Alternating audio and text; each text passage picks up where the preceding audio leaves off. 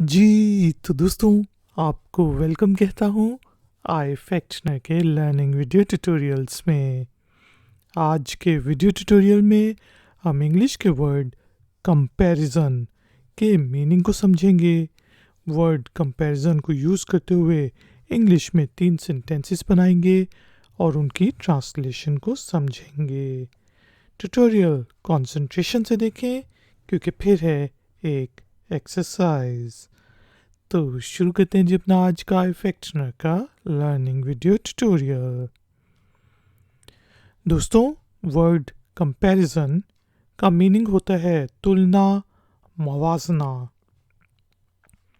जैसे हम कह सकते हैं what are the results of the comparison, के जो हमने दो चीज़ों का मुआवजना किया है उसका रिजल्ट क्या है, कंपैरिजन का नतीजा क्या है। What are the results of the comparison?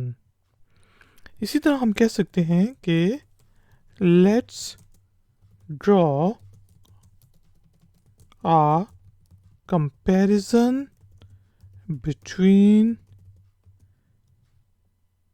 these two paintings, कि भाई इन दोनों जो पेंटिंग्स के दरमियान में चलें मुआवजना करते हैं। Let's draw a comparison between these two paintings. इसी तरह हम कह सकते हैं कि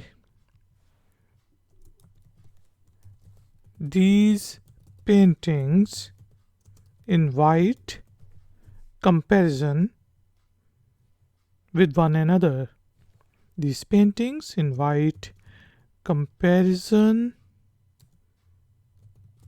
with one and other, कि ये जो दो पेंटिंग्स हैं ये आपस में हमें इनवाइट करती हैं कि आप इनका आपस में कंपैरिजन करें।